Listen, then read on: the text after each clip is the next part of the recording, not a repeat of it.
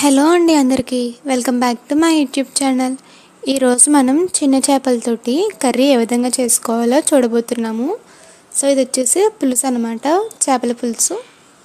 So ఇక్కడ మనం use చేసింది ఏంటంటే కట్టెపెరగలు అనమాట. ఈ చిన్న చేపలని కట్టెపెరగలని అంటారు. అయితే ఫస్ట్ మనం గ్యాస్ ఆన్ చేసుకుని ఒక మూకుడు పెట్టేసుకొని దాంట్లో ఆయిల్ వేసేసుకున్నాము. అది కాస్త వేడెక్కిన తర్వాత దీంట్లోకి ఉల్లిపాయలు, టమాటాలు చిన్న చిన్నగా కట్ చేసుకొని వేసేసుకోవాలి. అలానే పచ్చిమిర్చి. సో పచ్చిమిర్చి కూడా వేసేసుకొని కాస్త కలుపుకున్న తర్వాత దీంట్లోకి మనం పసుపు అనేది వేసుకోవాలి. కొంచెం వేసుకుంటే సరిపోతుంది పసుపు అనేది. సో చేపలు అయితే ఇలా ఉన్నాయి చూడండి ఒకసారి. ఇప్పుడైతే దీంట్లోకి కాస్తంత కరివేపాకు వేసుకున్నాము. కరివేపాకు కూడా వేసుకుని ఒకసారి కలిపేసుకుందాం. ఇప్పుడు దీంట్లోకి ఉప్పు అనేది వేసేసుకుంటున్నాము, కల్లుప్పు.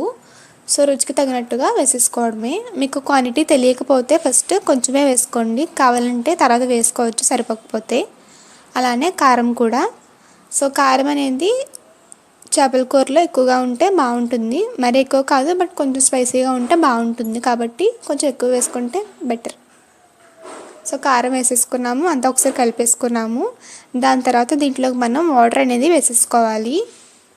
జస్ట్ ఒక 2 గ్లాసుల వరకు నీళ్ళు వేసుకొని అలా మూత పెట్టేసి అది మనం నీళ్ళంతా కూడా మనం మరిగించుకోవాలి. అది కుతుకుతలాడుతూ ఉంటుంది. సో అలాగా. ఇప్పుడు దీంట్లోకి మనం చేపలు వేసేసుకోవడమే. సో చిన్న చేపలు ఇలా ఉన్నాయి. సో అన్నీ ఒకటొకటి ఇలాగా వేసేసుకోవాలి.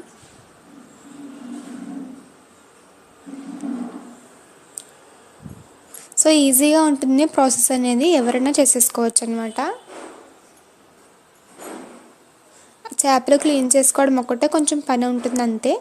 సో ఇలాగా మనం చేపలు వేసేసుకున్నాం కదా, వేసేసుకుని ఒకసారి కలిపేసి ఇప్పుడు దీంట్లోకి మనం పులుసు వేసేసుకోవడమే, చింతపండు పులుసు.